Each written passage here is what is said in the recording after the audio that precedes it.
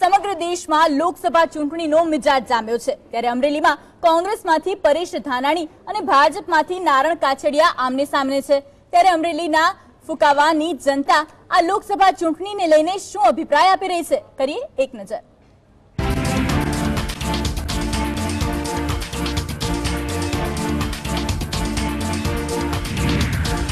को powered by Parul university Vadodara Gujarat. GSTV पहुंच्યું છે આજે અમરેલી જિલ્લાના કુકાવા ગામે કે જે પાટીદાર પ્રભાવિત જે વિસ્તાર છે અને પાટીદારનું પ્રભુત્વ છે। જિલ્લા પંચાયત પણ કોંગ્રેસની છે અને તાલુકા પંચાયત પણ કોંગ્રેસની છે। આપણી સાથે કેટલાક મિત્રો જોડાયા છે, તેમને પૂછ્યું કે ભાઈ હકીકત હાલમાં વિપક્ષના નેતા અને ચાલુ સાંસદ નારણભાઈ કાછડિયા વચ્ચે જંગ છે, શું કહેશો આપ? જે રીતે સમગ્ર દેશમાં નરેન્દ્રભાઈની જે લહેર છે અને છેવાડાના માનવી સુધી જે રીતે વિકાસના ફળો ચાખવા મળ્યા છે એ રીતે જોતા જે રીતે ચાલુ છે અત્યારે કાર્યક્રમ આખા દેશમાં ભારતીય જનતા પાર્ટીની બહુમતી થશે અને નારણભાઈ સૌથી જાજા મતથી અહીંયા વિજેતા થશે। સૌથી જાજા મતે વિજેતા થવાનું કહી રહ્યા છે ત્યારે આપણી સાથે ઉપસ્થિત છે યુવા વર્ગને પૂછીએ કે ભાઈ શું પરિસ્થિતિ?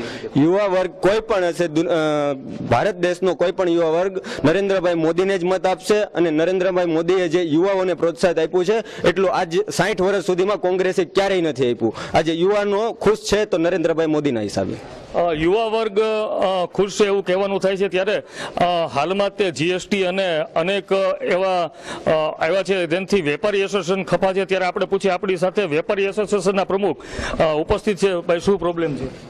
જીએસટીમાં 40 લાખ સુધી છૂટ આપી સરકારે, રિટર્ન તો ભરવા ફરજિયાત, તમારે ઝીરો તમારે ટેક્સ હોય તો રિટર્ન ભરો, રિટર્ન ભરવાના દર મહિને 1500 રૂપિયા એકાઉન્ટન્ટ દેવા પડે છે।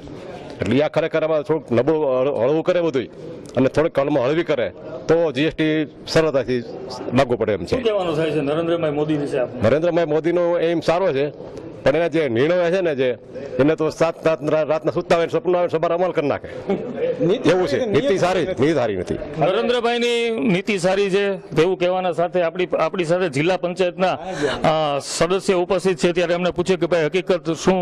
ખેડૂતોના પ્રશ્ન માટે કહેવા માંગુ છું, પાક વીમામાં 4 વર્ષ પછી ખેડૂતોને 4 વર્ષ લગી સતત લૂંટવાનું કોશિશ કરી આ સરકારે, પછી ચોથા 5મા વર્ષે આ તાલુકાને વીમામાં આપવાની કોશિશ કરી, એટલે મતની રૂપાંતરી કરવા માટે। બીજું કોઈ વસ્તુ ખેડૂત નીતિ વિરોધી આ ભારતીય જનતા પાર્ટીની સરકાર હાલે છે। 5મા વર્ષે સારું વસ્તુ આપે ને દુકાળગ્રસ્ત આખો જિલ્લો છે, છતાંય પણ કોઈ જાતની કામગીરી અછતમાં લેવામાં આવ્યા નહીં। દુષ્કાળગ્રસ્ત જિલ્લો શહેર હોવાથી છતાં પણ કોઈ પણ જાતની કામગીરી નથી કરવામાં આવી તેવું કહેવાના સાથે આપણી સાથે ઉપસ્થિત છે ભાઈ તાલુકા પંચાયતના સદસ્ય શ્રી ભાઈ, શું કહેવાનું થાય છે? અત્યારે હાલની તકે જે નારણભાઈ કાછડિયા ઉમેદવારી કરી છે ભાજપની અંદરથી, એમાંથી મારું એવું કહેવાનું છે નારણભાઈ પોતે 10 વર્ષની અંદર જો કુકાવા વડિયા તાલુકાની અંદર જો ખરેખર વિકાસ કર્યો હોય તો એ વિકાસના નામે મત માંગવા આવે કે ન કે સૈનિકોના નામથી ન કે બ્રોડગેજના નામથી, પણ કુકાવા વડિયા તાલુકાના ખેડૂતો માટે, બેરોજગારો માટે અને આ નરેન્દ્રભાઈ મોદીએ મોટા મોટા બણગા જે 5 વર્ષ પહેલા ફૂંક્યા હતા કે 1 વર્ષ ની અંદર 2 કરોડ નોકરીઓ આપશો, તો એનું શું થયું? પણ પરેશભાઈ પણ અહીંયા ઘણા સમયથી ધારાસભ્ય છે, તો પરેશભાઈના વિકાસના કામોની કંઈક વિગત આપો। પરેશભાઈના વિકાસના કામો જો જોવા હોય તો કાયદેસરના લેખિતમાં અમે દઈ શકીએ છીએ કે કેટલી એને મૌખિક અને ગ્રાન્ટો એને કુકાવા વડિયા તાલુકાની અંદર વધારેમાં વધારે પરેશભાઈ ધાનાણીએ વિપક્ષ હોવા છતાં પણ અહીંયા ગ્રાન્ટો આપેલી છે, એના પુરાવા સાથે અમે આપી શકીએ છીએ। વિપક્ષના પરેશ ધાનાણી દ્વારા જે ગ્રાન્ટો આપવાની છે એવું કહેવાનું સાથે આપણી સાથે કેટલાક મિત્રો પણ જોડાયા છે, તેમને પૂછે કે હકીકત શું છે? કુકાવા તાલુકો હંમેશા કોંગ્રેસની સાથે રહ્યો છે।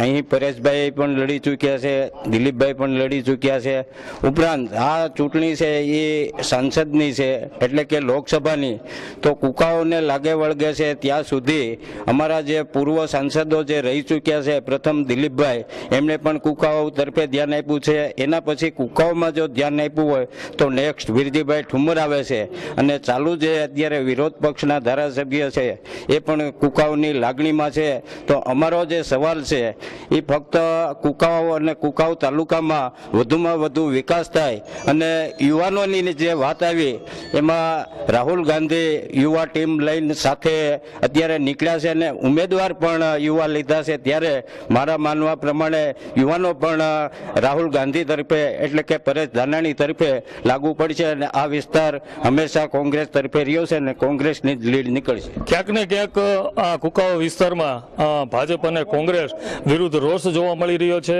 કલ્પેશ ખેર, જીએસ